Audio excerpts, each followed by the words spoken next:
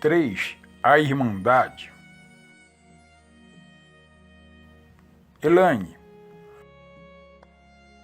Sandy tornara-se minha amiga. A propósito, a única que eu tinha. Eu a conheci no grupo de jovens que mencionei anteriormente. Quando íamos à igreja, não era para ouvir sobre o Senhor, era para nos envolvermos com os garotos de lá. Trabalhávamos em várias programações da mocidade e também estávamos juntos para estudar e sair. Ela era muito bonita, possuidora de uma situação financeira melhor que a minha.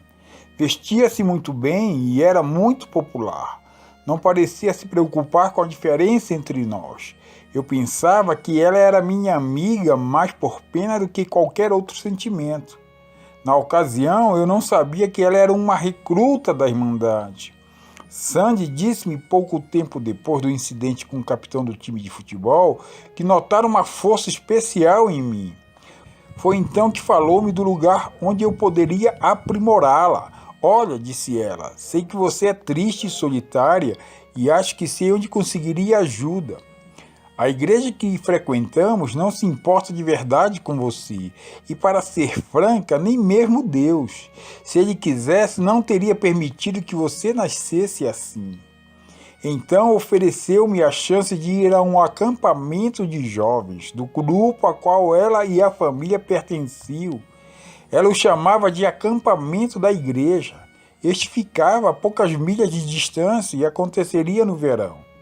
Pensei a respeito e, como estávamos de férias escolares, não tendo mais o que fazer, decidi ir.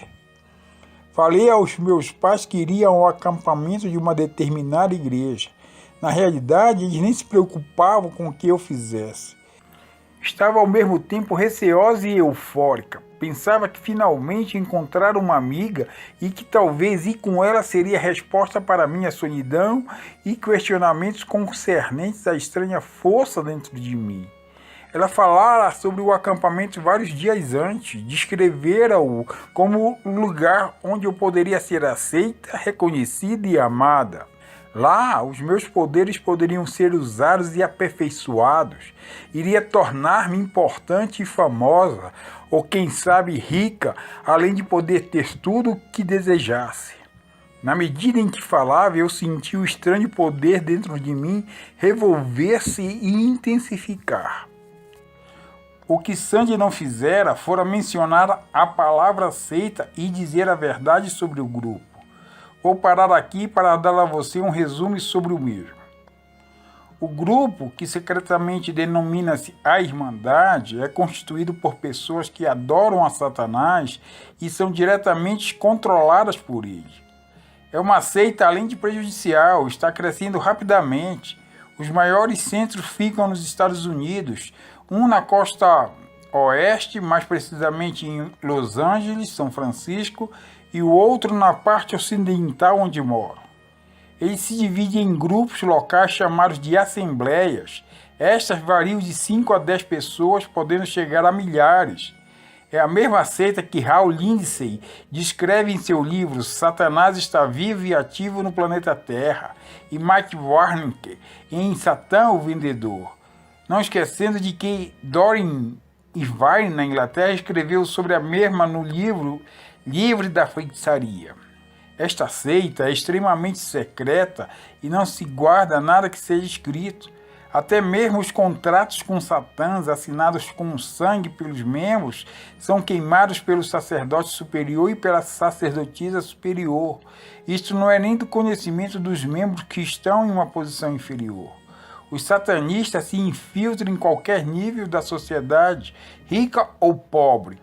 Estão entre os de educação superior, a polícia, oficiais do governo, homens e mulheres de negócios e até entre os chamados ministros cristãos. Muitos frequentam a igreja e são considerados cidadãos de respeito devido ao envolvimento nas atividades civis locais. Tudo funciona como disfarce, vivem vida dupla e são experientes mestres do engano. E isso não é de admirar, pois até Satanás pode se disfarçar e ficar parecendo um anjo de luz. Portanto, não é nada demais que os servidores dele se disfarcem apresentando-se como pessoas que fazem o bem. Mas, no fim, eles receberão exatamente o que as suas ações merecem. 2 Coríntios, capítulo 11, versículos 14 e 15. Nas reuniões, eles usam nomes falsos para que, ao se encontrarem nas ruas, não reconheçam uns aos outros pelo nome verdadeiro. Eles são rigidamente disciplinados por Satanás e seus demônios e praticam sacrifícios humanos várias vezes ao ano e sacrifício animal mensalmente. Os sacrifícios humanos, em sua maioria, são de bebês nascidos de casais membros da seita. Todos os cuidados e até o parto são realizados por médicos e enfermeiras dentro da Irmandade. Assim, a mãe nunca é vista, o bebê não é registrado e nem mesmo sua morte. Entre os sacrifícios estão os que são raptados, um determinado membro quando está sob disciplina, ou os voluntários. Os últimos, penso eu, é por não suportarem mais a si mesmos. Muitos são assassinos frios e sanguinários, extremamente habilidosos. Cada assembleia é liderada por um sacerdote superior e por uma sacerdotisa superior. Eles chegam a essa posição quando acham graça diante de Satã por meio da execução de determinadas tarefas e pela obtenção de altos poderes de bruxaria. São muitas as disputas entre os membros dentro da própria seita. Existe também uma sociedade elitizada de bruxas que se denominam as Irmãs da Luz, não deixando de mencionar outros grupos nos Estados Unidos que se denominam os Iluminados. A maioria não faz parte da Irmandade. Os que são ligados a ela são os Iluminados, que descendem diretamente dos druidas, sacerdotes dos antigos celtas, na Inglaterra. Eles são perigosos e extremamente poderosos, praticam com frequência sacrifícios humanos. As Irmãs da Luz vieram da Europa para os Estados Unidos em meados do século XVIII, época sombria no continente europeu. Não obstante, suas raízes fundamentam-se nas feitiçarias do Egito Antigo e da Babilônia, que possuíam poderes o suficiente para reproduzir 3 entre as 10 pragas enviadas sobre o Egito no tempo de Moisés. Veja Êxodo, capítulo 7. Elas são incrivelmente poderosas, capazes de produzir doenças e até mesmo mortes sem ter o mínimo contato físico com a vítima. Para tanto, contam com a cumplicidade dos demônios. Infelizmente, são iludidas a pensar que estão no controle, quando, na verdade, elas é que são controladas e usadas para os desígnios do diabo e seus demônios.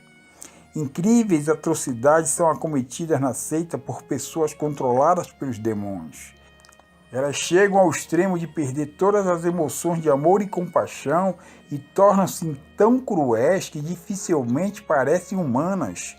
Abordarei sobre esse assunto mais tarde. O rápido crescimento da Irmandade é um marco do final dos tempos e um cumprimento da profecia bíblica. Nos Estados Unidos e por todo o mundo existem milhares de pessoas e seitas que adoram e servem a Satanás usando diversos e diferentes nomes. Muitos o chamam de mestre. Os costumes e estilos de adoração variam muito de uma organização para outra. Eu, pessoalmente, acabei dentro de uma dessas seitas quando fui ao acampamento naquele verão. Ficara bastante excitada, excitação essa que se perde a proporção do que se vê, sente e escuta. Levaram-me primeiramente a um salão onde ficamos a fim de que eu me sentisse à vontade.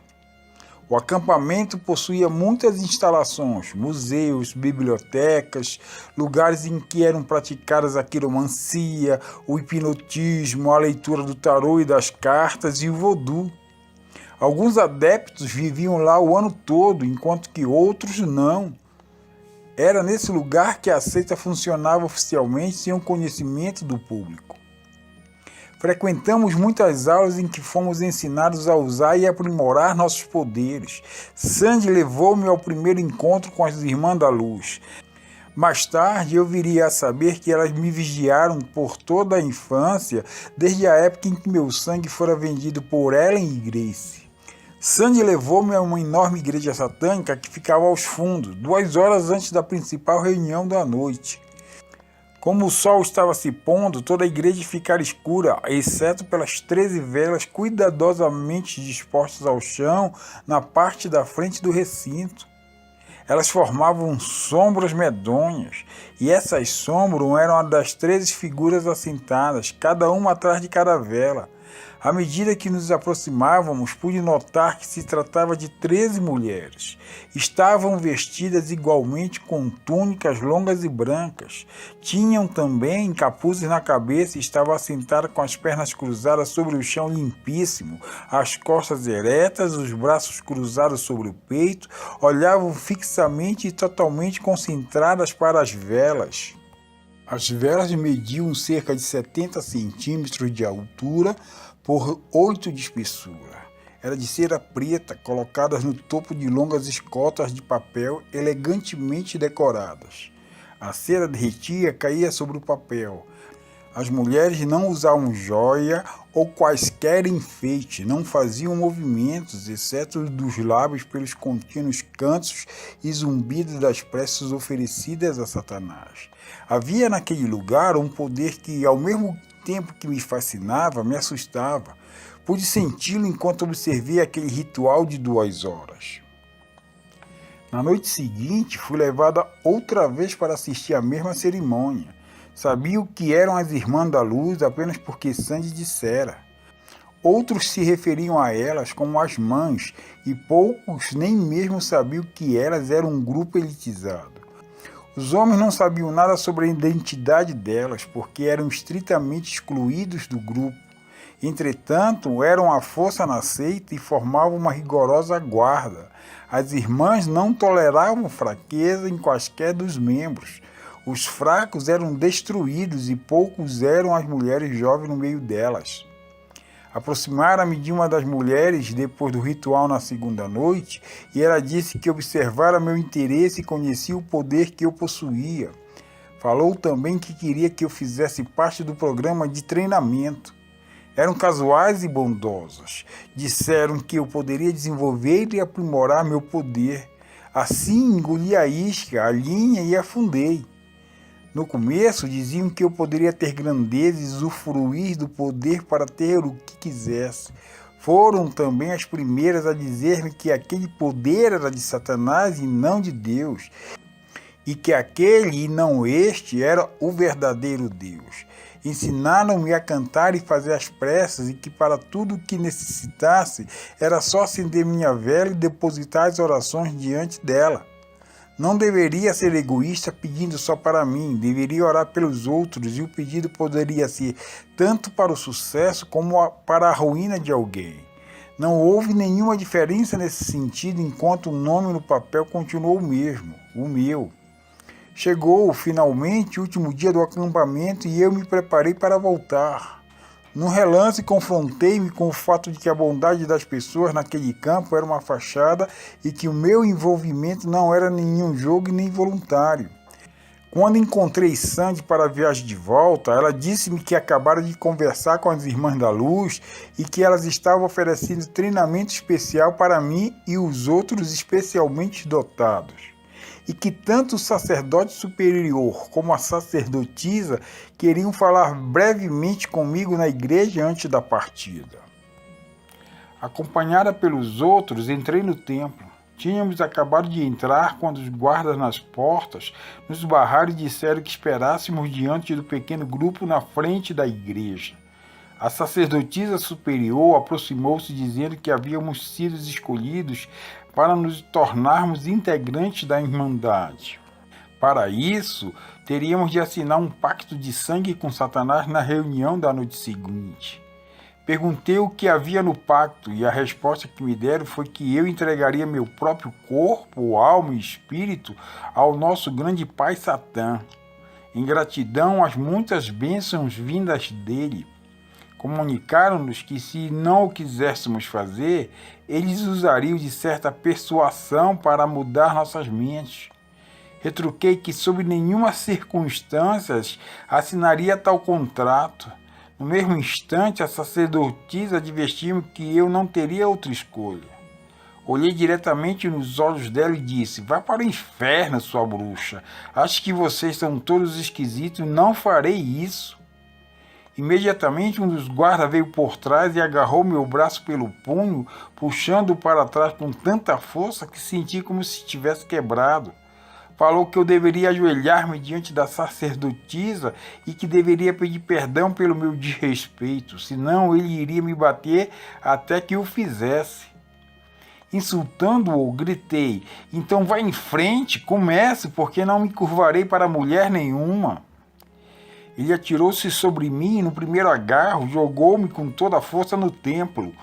Não me recordo de nada, a não ser o momento em que acordei numa cela. Ela media cerca de 1,5 m por 1,5 m. Tinha o chão de madeira áspera e estava completamente vazia. Na porta tinha uma pequena janela, de modo que eu pudesse ser observada pelo lado de fora. Era completamente escura e eu ficara lá por 24 horas, o que me pareceu vários dias. Não era permitido dormir, as vozes bradavam todo o tempo, diziam-me repetidamente que toda glória, honra e veneração eram devidas a Satanás e que eu deveria pedir perdão a ele, o Senhor do Universo. Diziam também que se eu não aderisse às regras e assinasse o pacto, eles me torturariam e matariam minha família, que já estava sendo observada por eles. Não me deram água ou comida durante aquele período. Na noite seguinte, levaram-me a uma outra sala onde fui encontrada por 2 irmãs da luz. Ajudaram-me a tomar banho e colocaram uma túnica sobre meu corpo nu. Fiquei descalça. A túnica chegava ao chão e fora amarrada à cintura por um cordão branco. Nela havia capuz e mangas longas e não tinha enfeites. As mulheres disseram-me para não lutar e tentar impedir meu destino. Disseram que receberia maravilhosas bênçãos como resultado da entrega ao meu pai Satanás. Transportaram-me à reunião dentro de um furgão, de modo que eu não pudesse ver para onde estávamos indo. A reunião não era na igreja, porque vi de relance a construção quando bruscamente colocaram-me nela.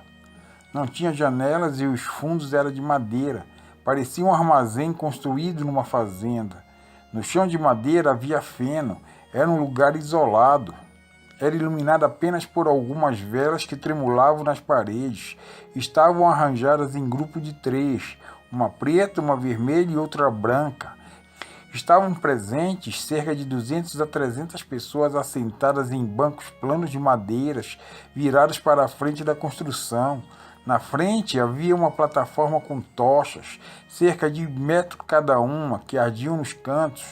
No meio da plataforma, um altar feito de pedras asperamente cortadas. Construíram-no sobre cavaletes. Aprenderia mais tarde que estes cavaletes eram para promover fácil mobilidade. As pedras eram cinzas com manchas amarronzadas do sangue de muitos sacrifícios, tanto de animais como de humanos. Apesar do medo e do cansaço, senti uma comovente excitação enquanto o tremendo poder invisível do lugar parecia fazer reagir o poder em mim. O incenso estava queimando e enchia o recinto com ardor. Penso que existia algum tipo de droga nele, porque rapidamente me senti um pouco tonta. A sala estava completamente silenciosa enquanto a plateia aguardava com expectativa o surgimento dos encapuzados sobre a plataforma.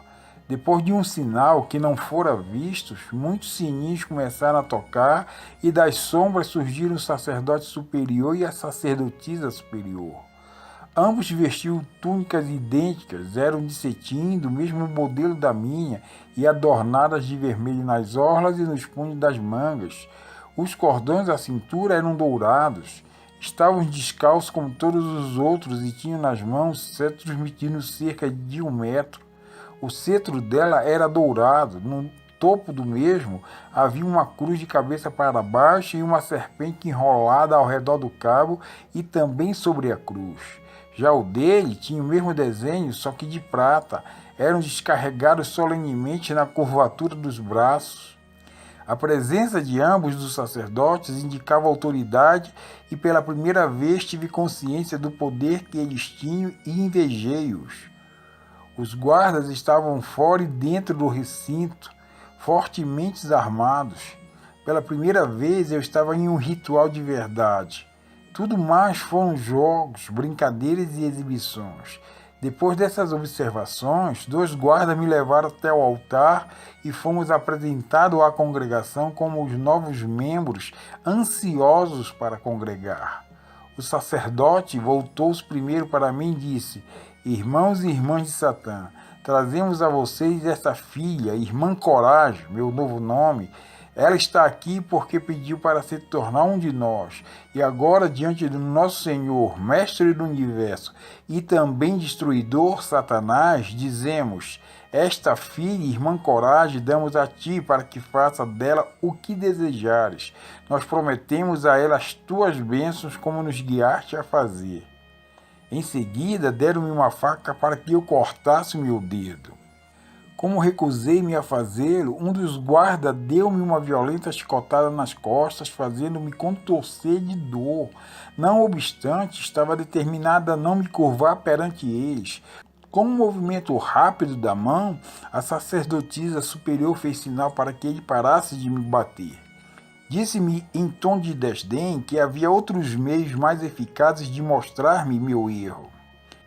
Atônita, eu olhava enquanto ela e o sacerdote tomavam lugares opostos em um enorme pentagrama, uma estrela de 5 pontas, desenhado no chão no meio do altar.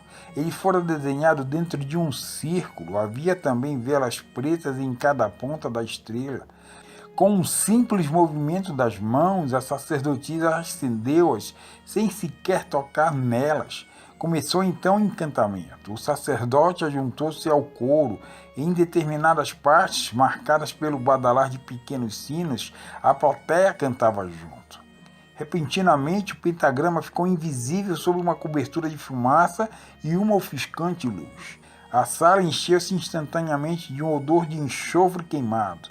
Um demônio gigantesco manifestou-se no centro do círculo. Bandeiras rodeavam-no. Sua altura de aproximadamente 2,5 metros.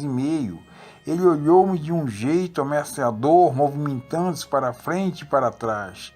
A sacerdotisa superior, Grace, voltou-se para mim e disse que se não assinasse o pacto, o demônio iria me torturar até me matar.